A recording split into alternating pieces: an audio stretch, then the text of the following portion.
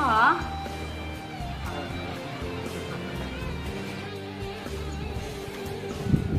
Rồi, chúng mai thiếu mà đi bà. Đi sáng mà.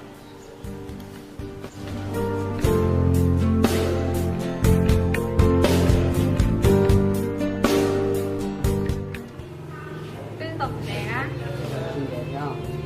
Tao chiều chưa? Chú chị đi kèm khó. Làm sao là sẵn có hả?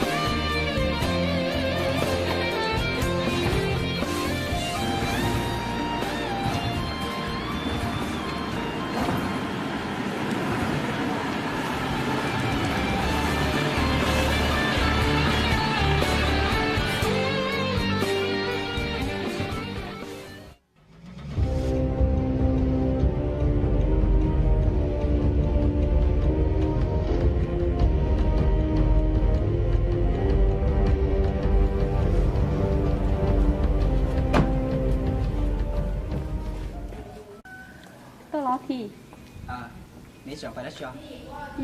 nó phải suy gì kèm khổng sao? Nông có tư có nhau sơ này. Thứ hai là nhớ xứ đó là nó mày tôi mày giàu có phải suy thì kèm khổng phải sẽ là sẵn có nó. Ban này cho nó cho. Tôi nói rồi, tôi không như sao? Có là. Có tư có chỉ thầm mày nữa nè. Cái gì đi của hai đứa con đó là mày thì có phải suy tiền thôi mày phải suy. Có sập bài đó. Sập bài em à? Sập bài thì đúng bài. Thôi mà, thôi con. Có thể thì cái chỉ thả không mày cho đấy. Cho là nó đừng có suy thế nào. Cho à, nếu ăn suy nó à? Cái người cho mình đâu cũng có sập không nữa đó. Tôi chuẩn chỉ cảm tôi cũng chơi chơi lo, để chơi chơi thôi đó. Có chuẩn cho mày chơi chơi, lá cho nó đó. Vâng, có ai được trong chuyện nè. Chua đấy nè. Nếu mà nó chế nên chúng ta nhận được chúng ta thì mà. Chơi rằng mày đưa chỉ muốn nhẹ sợ. Còn nó đó.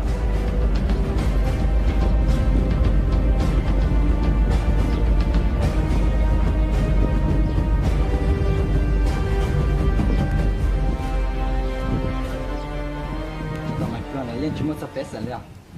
Mày sao đấy?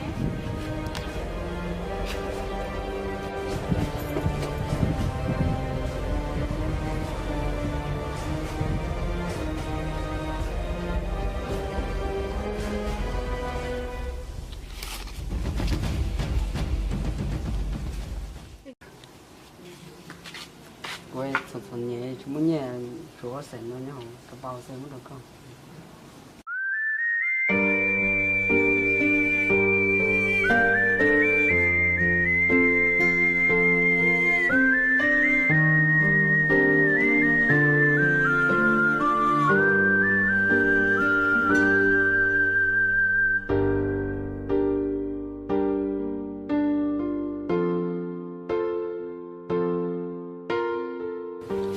Thì có khó nhờ mày phải Có thể té lên từ muốn nhân tàu, con đồ lên từ mùa này. có như muốn nhân tàu cơ có lúc nào muốn nhân tàu mà thế chỉ có một bé xẻn nó phụ sư hôm mày đi nè họ nữ nào mỗi xẻn sư từ mỗi thanh thuộc của nè thì nó đó có lúc của nè kia